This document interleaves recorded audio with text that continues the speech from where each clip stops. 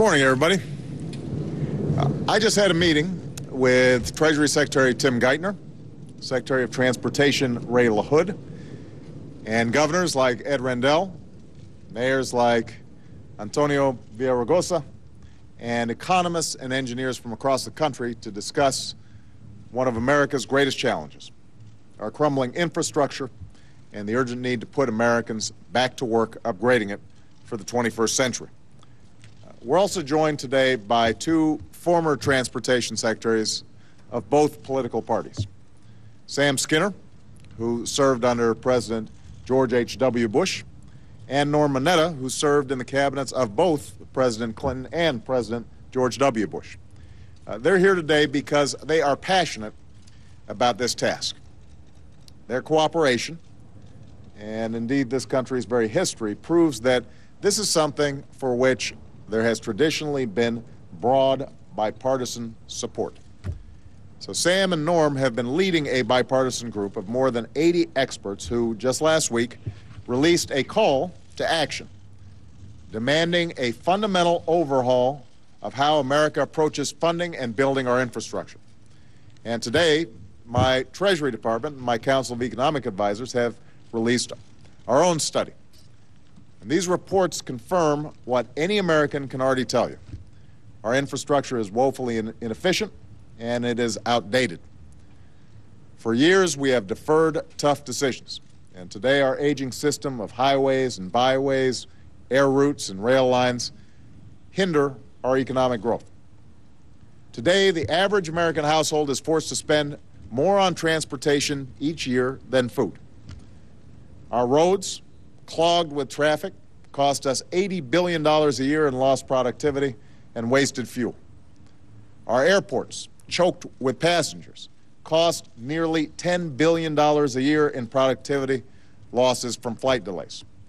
And in some cases, our crumbling infrastructure costs American lives. It should not take another collapsing bridge or failing levee to shock us into action. So we're already paying for our failure to act. And what's more, the longer our infrastructure erodes, the deeper our competitive edge erodes. Other nations understand this. They are going all in. Today, as a percentage of GDP, we invest less than half of what Russia does in their infrastructure, less than 1/3 of what Western Europe does. Right now, China's building hundreds of thousands of miles of new roads. Over the next 10 years, it plans to build dozens of new airports. Over the next 20, it could build as many as 170 new mass transit systems. Everywhere else, they're thinking big. They're creating jobs today, but they're also playing to win tomorrow. So the bottom line is our short-sightedness has come due. We can no longer afford to sit still. What we need is a smart system of infrastructure equal to the needs of the 21st century, a system that encourages sustainable communities with easier access to our jobs, to our schools, to our homes, a system that decreases travel time and increases mobility, a system that cuts congestion and ups productivity, a system that reduces harmful emissions over time and creates jobs right now. So we've already begun on this task. The Recovery Act included the most serious investment in our infrastructure since President Eisenhower built the interstate highway system in the 1950s. And we're not just talking new and restored roads and bridges and dams and levees, but we're also talking a smart electric grid and the high-speed internet and rail lines required for America to compete in the 21st century economy. We're talking about investments with impacts both immediate and lasting. Tens of thousands of projects employing hundreds of thousands of workers are already underway across America.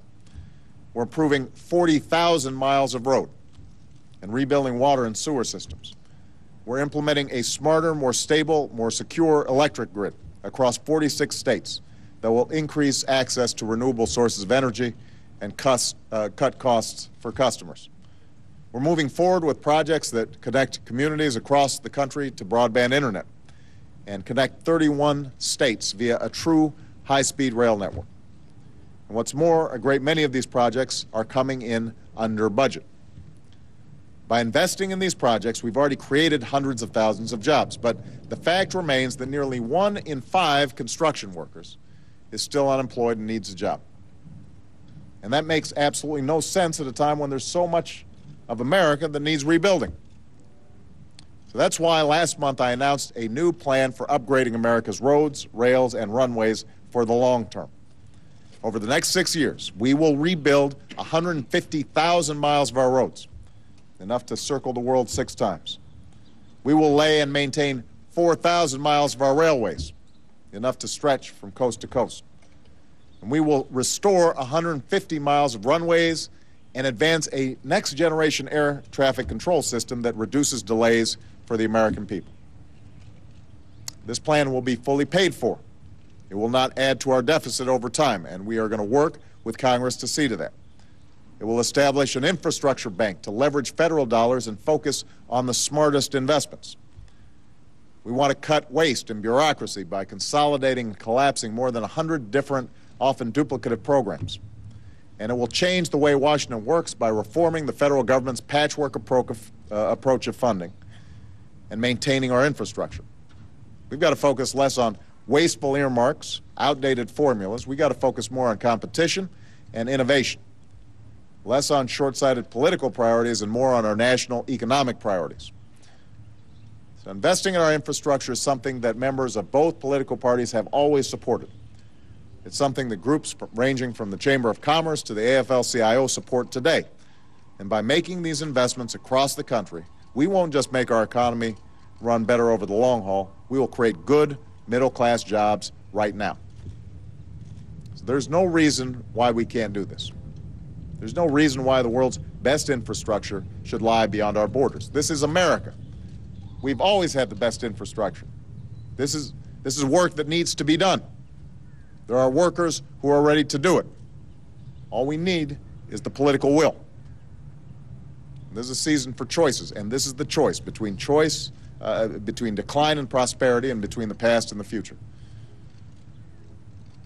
Our future has never been predestined. It has been built on the hard work and sacrifices of previous generations. They invested yesterday for what we have today. That's how we built canals and railroads and highways and ports that allowed our economy to grow by leaps and bounds. That's how we led the world in the pursuit of new technologies and innovations. It's what allowed us to build the middle class and lead the global economy in the 20th century, and if we're going to lead it in the 21st, that's the vision we can't afford to lose sight of right now. That's the challenge that's fallen to this generation. That's the challenge that this country is going to meet, and with the help of these gentlemen behind me, and I hope strong bipartisan support, I have no doubt that we will meet these challenges.